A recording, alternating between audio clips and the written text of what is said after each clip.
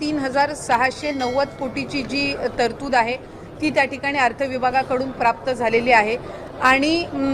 या महिन्याचा जो लाभ आहे हा त्याच्यातून वितरित होणार आहे। आणि एकूण खर्च आतापर्यंत किती झालेला आहे? साधारणपणे 2025च्या ऑगस्टमध्ये आपण ई-केवायसीची प्रक्रिया सुरू केली आणि त्या ई-केवायसीच्या प्रक्रियेमध्ये आपण 6 महिन्याची मुदत, पहिल्या कालावधीमध्ये 1 महिना, नंतर आणखी विनंती आली आणखीन 2 महिने, त्याच्यानंतर आणखीन 2 महिने आणि मग शेवटचा डिसेंबर 31 पर्यंत आपण ई-केवायसीची मुदत दिली होती। त्यानंतर सुद्धा ज्यांनी ई-केवायसी 31 डिसेंबरपर्यंत केलेली आहे पण त्यांच्या ई-केवायसीमध्ये काही त्रुटी राहिलेल्या आहेत, आपण त्यांना सुद्धा ते दुरुस्त करण्याच्या दृष्टिकोनातून एप्रिल महिन्यापर्यंत त्यांना संधी दिली आणि 31 ई-केवायसीची प्रोसिजर साधारणपणे न केलेल्या महिला जवळपास 60 लाखापेक्षा अधिक आहेत, ज्यांनी कधीच ई-केवायसी ही या योजनेअंतर्गत केलीच नाही। त्यानंतर इन्कम टॅक्सचा जो डेटा आहे तो साधारणपणे 5 लाख आणि त्याच्यानंतर ई-केवायसी करत असताना आणखीन 9.5-10 लाखाचा जो डेटा आहे तो त्याच्यामध्ये त्यांचं जे आर्थिक उत्पन्न आहे त्यांच्या घरातल्या म्हणजे पतीचं असेल किंवा वडिलांचं असेल हे त्या ठिकाणी ई-केवायसीमध्ये आढळून आलं। अशी साधारणपणे एक 14-15 लाखाची त्या ठिकाणी संख्या आहे ज्यांच्याकडे वाहनं होती आणि वाहनांमुळे त्या ठिकाणी त्यांनी अर्ज भरलेले होते पण तरी वाहनं त्यांच्या नावाने असल्यामुळे असा काही 4.5-5 लाखाचा डेटा आहे आणि त्यामुळे ज्यांना वारंवार संधी देऊन सुद्धा ई-केवायसीची प्रक्रिया झाली नाही त्यांना त्या ठिकाणी योजनेचा लाभ आणि जे काही नियम आणि निकष ठेवलेले होते त्यानुसार या योजनेचा लाभाच्या दृष्टिकोनातून सरकारने त्या ठिकाणी निर्णय घेतला आणि कुठलीही पात्र महिला ज्यांनी ई-केवायसीची प्रोसिजर केलेली आहे आणि तरी सुद्धा तिला त्या ठिकाणी लाभ मिळत नाही आहे अशा पद्धतीचा कुठल्याही पात्र महिलेवर अन्याय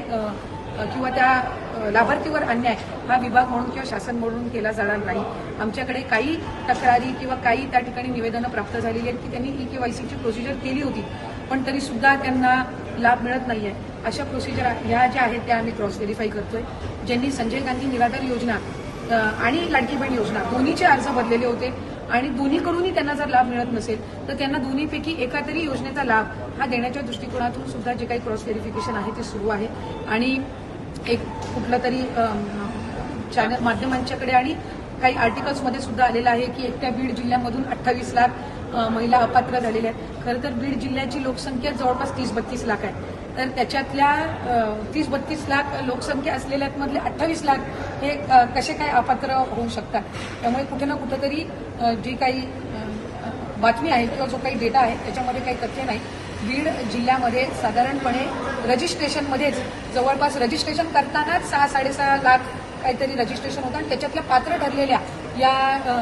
सुमारे 4 का 4.5 लाख महिला आहेत आणि त्यांना लाभ हा सुरू आहे। 9 लाख आकडा तो सांगितला जातो याच्यामध्ये काय तथ्य? मुख्यमंत्री म्हणाले होते जवळपास 81 लाख, त्याच्यामध्ये 12 लाखाची वाढ झाली आहे का ते सांगितली जाते? त्याच्यामध्ये वाढ झालेली नाही। टोटल जे रजिस्ट्रेशन झालेलं होतं ते 2,63,00,000 होतं जे सुरुवातीला झालेलं रजिस्ट्रेशन होतं आणि त्याच्यातूनच ज्या पात्र आहेत त्या साधारणपणे जो आकडा होता तो 2,43,00,000 आणि 2,47,00,000 होता। हे टोटल जे रजिस्ट्रेशन आहे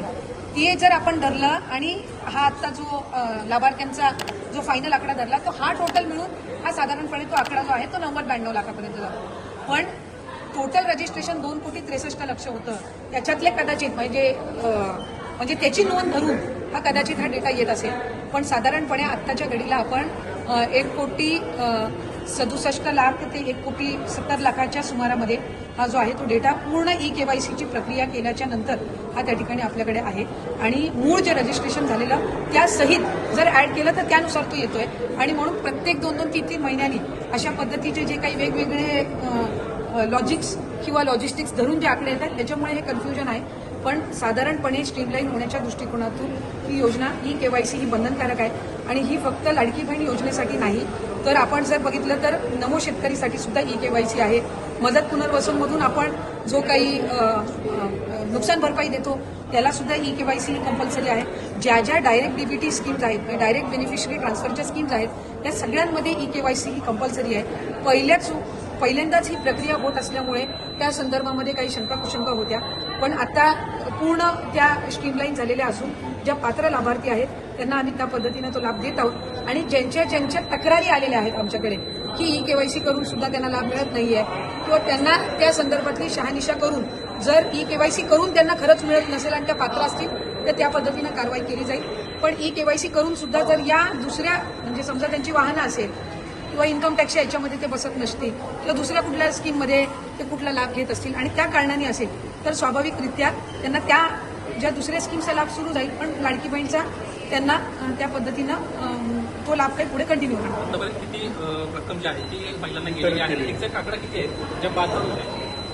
आतापर्यंत? अपात्र महिलांची आतापर्यंतची संख्या किती आहे आतापर्यंत? अपात्र महिलांची साधारणपणे मी पात्र महिलांची तुम्हाला सांगते की 1,67,00,000 इतकं आपण जे लास्ट डीबीटी केलेलं आहे ते सुमारे त्या याचं गेलेलं आहे. म्हणजे ई केवायसीची प्रक्रिया पूर्ण झाल्याच्या नंतर ज्यांनी ई केवायसी केलेली नाही किंवा जे इन्कम टॅक्सच्या याच्यामध्ये जो काही डेटा आम्हाला तिथून मिळाला त्यानुसार जो इंटिग्रेट केलेला डेटा असेल, आरटीओ कडून जो मिळाला त्यानुसार जो इंटिग्रेट केलेला डेटा असेल किंवा ज्यांनी ई केवायसीची प्रोसिजरच त्या ठिकाणी फॉलो केलेली नाही, ह्या सगळ्याच्या अंतिम आलेले जे पात्र लाभार्थ्यांची आहे ती साधारणपणे 1,67,00,000 अशा सुमारास आहे. जे पुरुष होते जे लाभ घेत होते त्यांच्याकडनं पैसे रिटर्न घ्यायला सुरुवात केली आहे का? पैसे रिकव्हर करण्याच्या दृष्टिकोनातून विभागाच्या वतीने जो प्रस्ताव आहे तो आम्ही त्या ठिकाणी केलेला आहे. जे शासकीय कर्मचारी होते त्यांच्या संदर्भातली जी प्रक्रिया आहे ती साधारणपणे 8-10 महिन्यापूर्वीपासूनच सुरू झालेली आहे आणि ती मूळ फायनान्शियल ट्रेजरीमध्ये जी त्यांनी एक सेपरेट त्याच्यामध्ये अकाउंट करून दिलेली आहे ती त्याच्यामध्ये जमा होत असते, ती विभागाकडे परत जमा होत नसते. आणि जसं राज्याचे मुख्यमंत्री देवेंद्र फडणवीस साहेबांनी सुद्धा काही दिवसांपूर्वी सांगितलं की जे पुरुष आहेत आणि ज्यांनी महिलांच्या नावाने लाभ घेतलेला असेल त्यांच्याकडून जी काही रकमेची वसुली केली जाणार आहे त्याची प्रक्रियेची जी काही